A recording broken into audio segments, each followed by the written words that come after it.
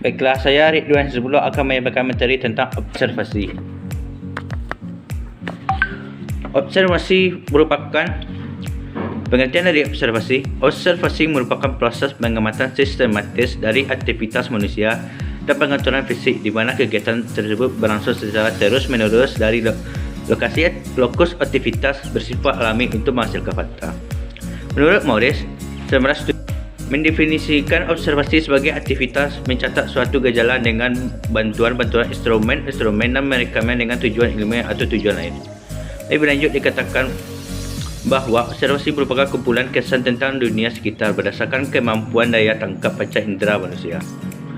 Baiklah, berdasarkan fungsi dari observasi, yang pertama, deskripsi. Berarti observasi digunakan untuk menjelaskan, memberikan dan merinci gejala yang terjadi seperti seorang laboran menjelaskan prosedur kerja atom hidrogen atau ahli komunikasi menjelaskan secara rinci prosedur kerja di sistem televisi. Mod 2 itu mengisi data. Mengisi data memiliki maksud bahawa aparat observasi yang dilakukan berfungsi melengkapi informasi ilmiah atas gejala sosial yang diteliti melalui teknik-teknik penelitian. Yang ketiga yaitu memberikan data yang dapat digeneralisasikan. Maksudnya adalah setiap kegiatan penelitian sehingga mengakibatkan respon atau reaksi dari subjek amatan. Dari gejala-gejala yang ada, peneliti dapat mengambil kesimpulan umum dari gejala-gejala tersebut. Jenis-jenis observasi. Yang pertama itu observasi sistematik. Observasi sistematik yang bisa disebut observasi terstruktur yang memuat faktor-faktor dan ciri-ciri khusus dari setiap faktor yang diamati. Observasi sistematik isi dan luasnya observasi lebih terbatas, disesuaikan dengan tujuan observasi. Biasanya telah dirumuskan pada awal penyusunan rancangan observasi. Respon peristiwa diamati dapat dicatat secara lebih teliti dan mungkin dikuantifikasikan. Observasi unsistematik. Observasi unsistematik dilakukan tanpa adanya persiapan yang sistematis atau tercatat tentang apa yang akan diobservasi, karena peneliti tidak tahu secara pasti apa yang akan dimati. Pada observasi ini, observasi membuat rancangan observasi namun tidak digunakan secara baku seperti dalam observasi sistematik. Artinya, observer dapat mengubah subjek observasi berdasarkan situasi lapangan. Baiklah, materi selanjutnya akan disuppahkan kepada Fitri Anissa. Kepada Fitri Anissa dipersilakan. Assalamualaikum warahmatullahi wabarakatuh. Perkenalkan, nama saya Fitri Anissa dengan NIM 1900313135. Baik, di sini saya akan menjelaskan mengenai materi selanjutnya, yaitu jenis-jenis observasi. Selanjutnya yaitu observasi eksperimental. Nah, observasi ini dilakukan dengan cara mengendalikan unsur-unsur penting ke dalam situasi yang sedemikian rupa untuk mengetahui apakah perilaku yang muncul itu benar-benar disebabkan oleh faktor yang dikendalikan sebelumnya. Nah, karakteristik dari observasi eksperimental ini adalah subjek dihadapkan pada situasi perangsang yang dibuat seragam ataupun berbeda. Situasi dibuat sedemikian rupa untuk memunculkan variasi perilaku. Situasi dibuat sedemikian rupa juga sehingga observer tidak mengetahui kalau dia itu tidak mengetahui maksud dari observasi. Nah, selanjutnya yaitu mengenai observasi natural dan juga observasi partisipan.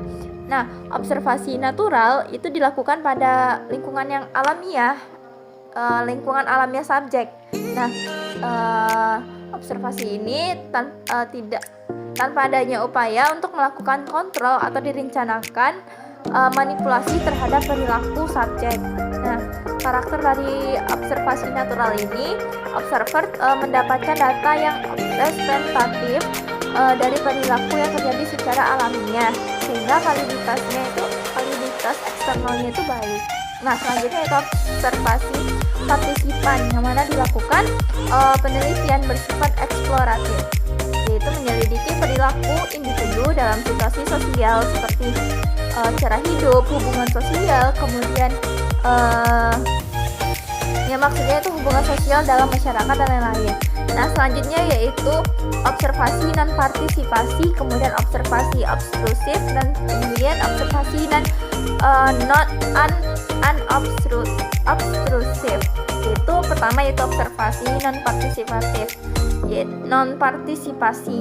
Artinya yaitu observer tidak ikut serta dalam kegiatan individu yang diobservasi. Observer benar-benar berperan sebagai penonton, pengamat, kemudian mencatat tingkah laku yang sedang diobservasi. Nah, selanjutnya itu observasi obstruktif, yaitu observasi yang dilakukan ketika orang yang sedang diobservasi menyadari kalau yaitu sedang diobservasi. Misalnya mengamati perilaku siswa belajar dalam kelas, kemudian observasi menggunakan video yang dengan lampu berkelap-kelip dan lain-lain. Nah, selanjutnya itu observasi unobtrusive, itu observasi yang dilakukan ketika yang diobservasi itu tidak menyadari kalau itu sedang diobservasi. Nah, observer mengamati dari tempat yang tempat yang tersembunyi menggunakan kamera, kemudian menggunakan teleskop untuk mengamatinya dari jauh. Nah, selanjutnya yaitu observasi formal dan non formal. Nah, observasi formal ini memiliki sifat yang tinggi, terkontrol, dan juga biasanya dilaksanakan untuk penelitian. Nah, dalam observasi formal ini yaitu dilakukan secara hati-hati, kemudian data disusun sedemikian rupa, kemudian observer dilatih secara khusus dan reliabilitas antar rater pun dijaga. Nah, kemudian yaitu observasi non formal, yaitu memiliki sifat yang lebih longgar daripada observasi non formal dalam hal kontrol, kemudian elaborasi, kemudian sifatnya itu terstruktur, kemudian biasanya untuk perencanaan pengajaran dan pelaksanaan program harian lebih mudah dan lebih berpeluang untuk digunakan dalam berbagai keadaan. Nah, selanjutnya yaitu mengenai tahapan dari observasi. Nah, tahapan observasi akan saya jelaskan sebagai berikut. Pertama yaitu pemilihan atau selection, yaitu pemilihan mempengaruhi apa yang ia amati, apa yang ia catat, dan apa yang disimpulkan. Nah, pemilihan ini dapat ditentukan oleh peneliti dalam berbagai gejala alam, sosial, dan atau kemanusiaan yang dianggap memberikan informasi yang sesuai dengan kebutuhannya. Nah, selanjutnya yaitu pengubahan atau provocation. Itu maksudnya yaitu peneliti boleh melakukan perubahan pada perilaku atau suasana tanpa mengganggu kealamiahan atau kewajaran. Nah, mengubah perilaku ini berarti kesengajaan mengundang respon tertentu, misalnya itu mengubah perilaku lain dengan menggunakan pengaruh teladan atau keteladanan seseorang pada kondisi tertentu. Nah, baik, itulah materi dari saya. Sekian, terima kasih. Materi selanjutnya akan dibahas oleh Adani Indasari. Kepada Adani Indasari dipersilakan.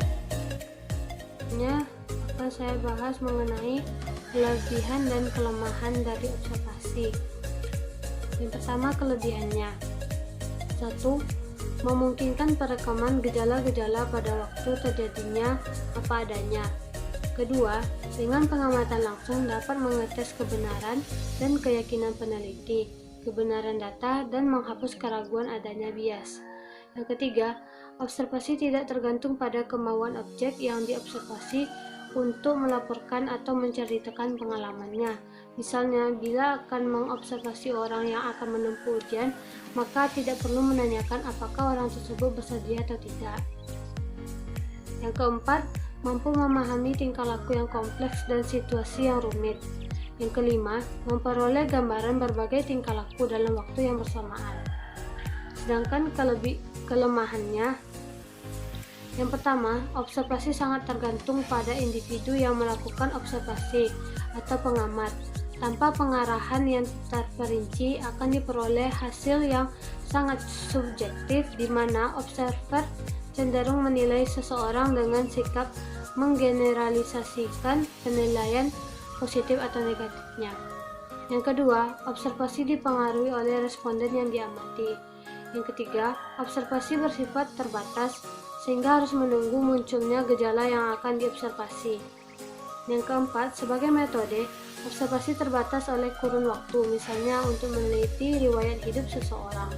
Yang kelima, observasi tidak mampu menjelaskan dinamika tingkah laku, misalnya meneliti orang marah, hanya melihat orang tersebut cemberut wajah memerah, mata melotot, dan sebagainya, tetapi tidak mengetahui mengapa ia marah.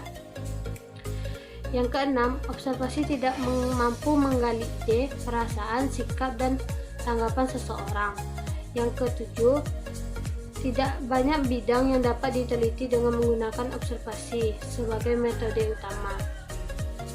Yang kedelapan, jika menggunakan alat, maka kelemahannya adalah 1.